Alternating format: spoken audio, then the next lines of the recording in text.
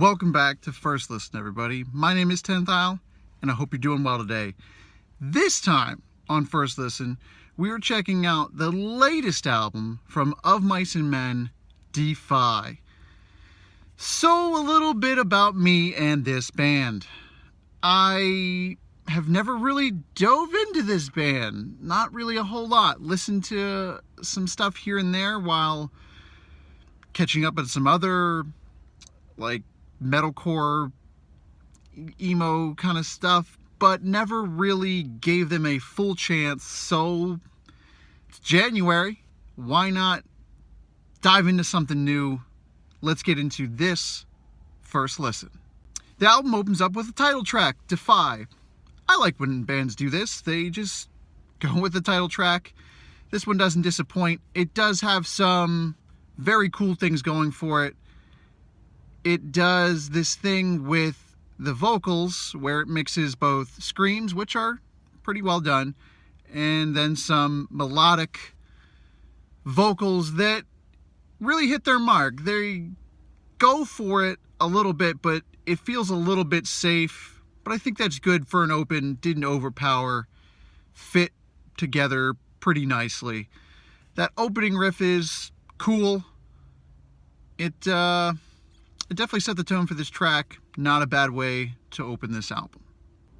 Carried in by the drums, we have Instincts, which is a track that shreds your ears with that scream, but then is accompanied by a more calm, low-key vocal that actually, aside from the drums, is the glue to hold this song together. You don't always think that's going to be the case when you have two vocal styles, but without the calm version, I don't know that this one really comes together. Fading through some weird distortion, we have Back to Me, which is a track that, man, it takes me back to the days when I used to listen to Trapped. And we're talking like 2003, 2000, something like that. It's a long time ago for most people listening, but I like it.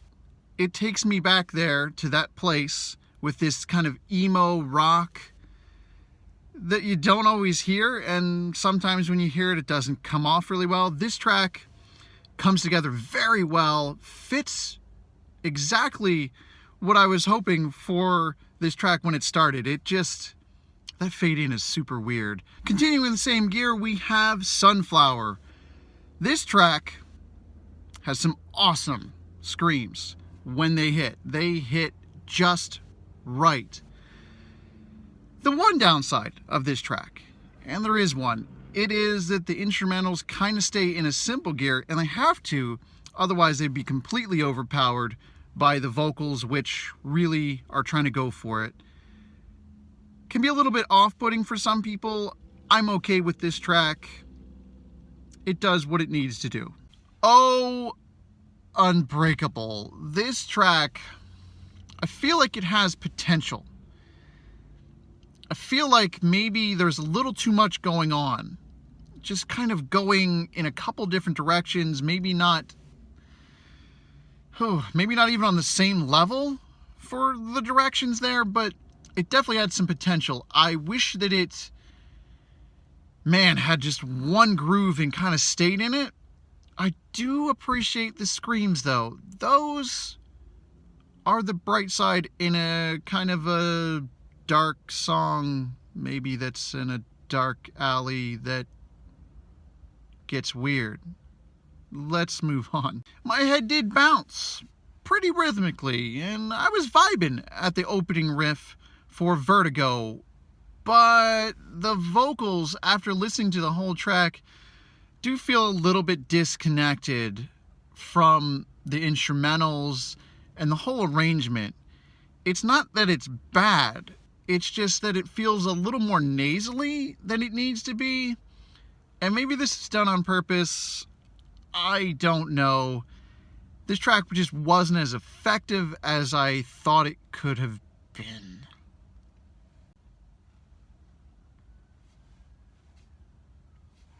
Man. Money? Really?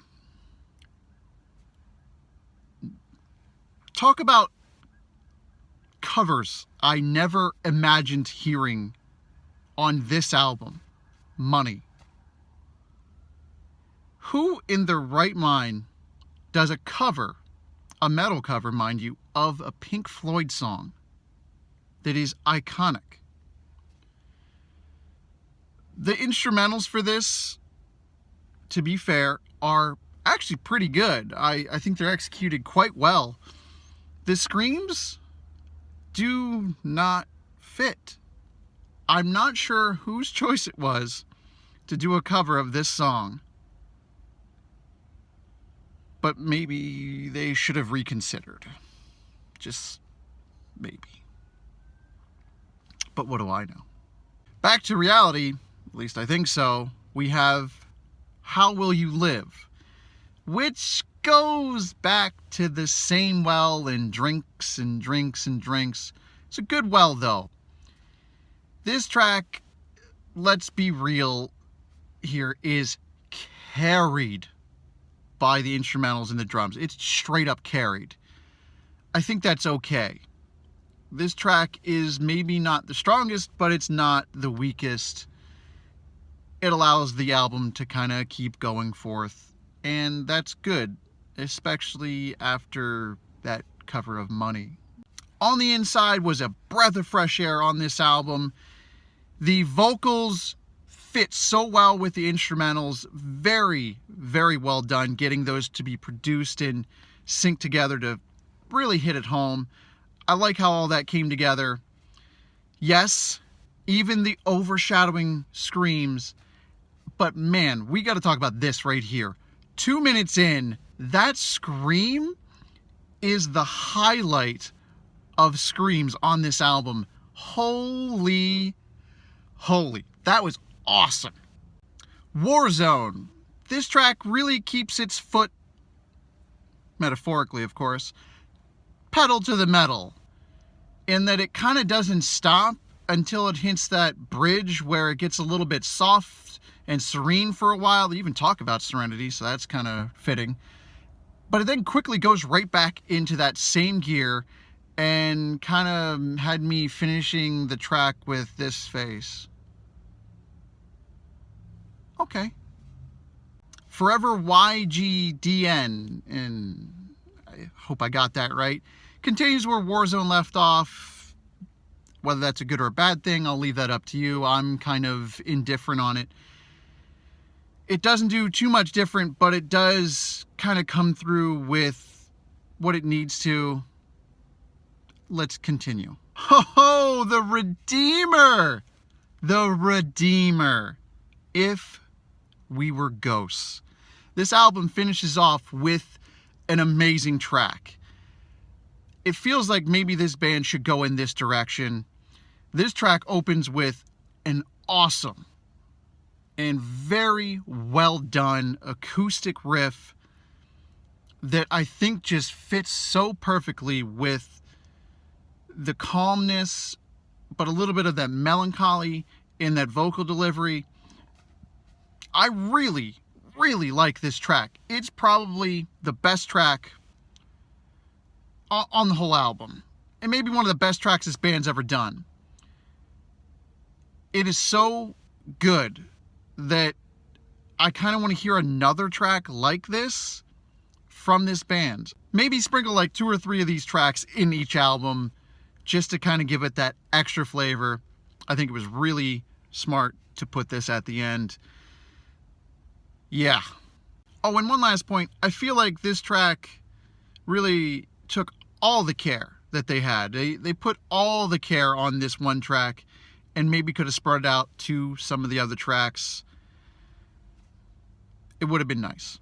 So, overall, I like parts of the album, and I'm a little bit indifferent on other parts of the album. It's a good album. Maybe good or fair is the better way to describe it. Again, I'm a little conflicted on this. I think we're going to give it maybe, I don't know, it fights between a 6 and a 7. I'll let you guys decide. We'll put both on the screen here for you. I think it could have been something else.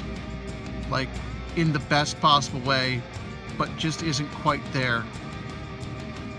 Yeah, that's going to do it for this edition of First Listen. I hope you've enjoyed.